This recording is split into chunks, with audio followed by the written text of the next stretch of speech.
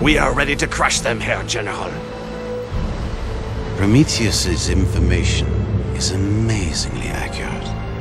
The original ideas from R.U.S.E came from the development studio, Eugen Systems, and they came up with this creative vision of being a general, and then they had some of the ideas which use World War II as a setting for a lot of reasons. The first one is that you have huge battles with impressive battlefields. Everyone knows about them, so it's very easy to get into it.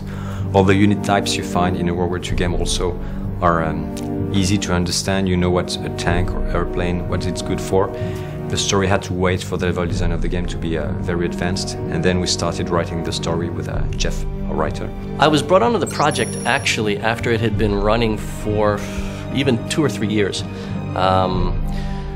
What happened was they were coming towards the end of development. They needed a scriptwriter to come in and finish up what they'd been working on. So the objective initially for the story of the game was to make something which was tightly integrated with the gameplay and which would serve the purpose of teaching how to use the game, how to discover the different gameplay features. First, we had to divide the game into missions, what were the major events you would have, and then how to connect that with the pitch. So we created the baseline of the idea. And also making sure that the story wasn't sort of imposed on the player. The player would do something and that would trigger a story element. So that the player feels like they're more acting in the story than just sort of having it shoved down their throat. I beg your pardon, sir. Do you really trust those reports? I mean, Admiral Canaris himself has concerns about Prometheus. His reports are more reliable than those from Berlin. What really makes the game unique is this idea of bringing real elements of chess and poker into the gameplay. You're setting up a strategy here and trying to hide it, and while you're sending a fake attack over here. And in the meantime, you're trying to figure out what his troops are doing where and what he's building, while you're trying to hide what you're doing. There's a spy infiltrating the generals, giving false information, and this is the whole story is about finding this spy. So you have this whole storyline that gets very involved, where the player is actually involved in what's happening in the battle, because when a deception or a ruse occurs on the battlefield, the player feels that, and he has to immediately react to it, and that becomes part of the storyline. And then we created characters to evolve in this story, what was their personality, and then finally we came up with a breakdown of what needed to be done in terms of cutscene. Well, if that's all... No, wait. Sheridan. We've received special orders from Berlin. What kind of special orders? You see really more and more a convergence between video games and movies. Actually, we worked with a team of directors who created a storyboard. They handled the cutscene much like a movie, actually. And what they did is they brought a very cinematic eye to the cutscenes, the idea of different camera movements and how you frame the shot. When we started to think about the technical solution for creating the cutscenes, what we realized was that we wanted to make a game about generals facing each other, perception, deception, and for that the best solution seems to be facial and body mocap.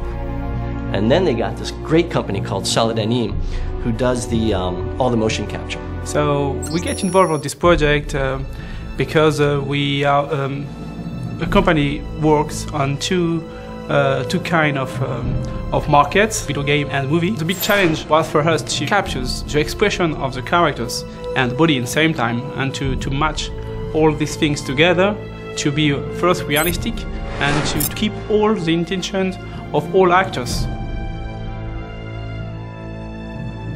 We had rehearsal sessions first. So we came in and just to block, so we would save time later. So we would all come in and go through scene by scene by scene by scene, and okay, what makes sense here? And then you had the directors as well of the mocap session. You had directors they're watching your level of acting, and then you had the directors, more on a technical level as well. If an actor reads a line, there's all sorts of gestures that might go with it. It's like, take these, they gotta go to headquarters. The line may say one thing, but then you see in the gestures and in the facial movements what they're really thinking. In a cutscene, typically it's animated, you don't get that. What you do get that in film, and you can actually get it with mocap, because you're mocapping the face as well as the body. And then we came in and we shot the body mocap. So we come in and everybody gets their suits on, and then we have a gentleman who comes in and puts all the markers on, and then we do a test, do a little gymnastics test for the computer, I think, to make sure everything's in sync.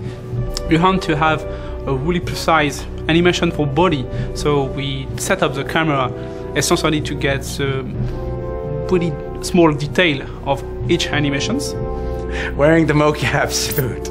It's not always the most flattering piece of material. Yeah, imagine walking around in a scuba suit all day.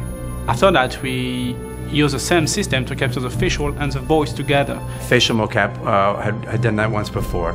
And yeah, I think they put a series of maybe 40 markers on your face. Sometimes even small motions in the face or close-up shots can tell you much more than 5 lines of text. We built a special glasses with HD camera on the front.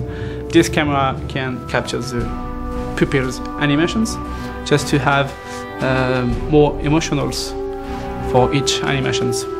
I think it's really impressive what I, as a writer and a storyteller, can do in a game now. When you can get a couple of guys in a conference room to act out a scene, and then suddenly you can add the North African desert, and the burning tanks, and planes going overhead. These special effects, it's not only George Lucas that can do that. You know, now we can do that in our little game studio in Ubisoft. And that's a huge difference, I think. I think as the technology becomes more and more accessible, you're going to see a lot more games doing a lot better, more immersive storytelling using this kind of technology.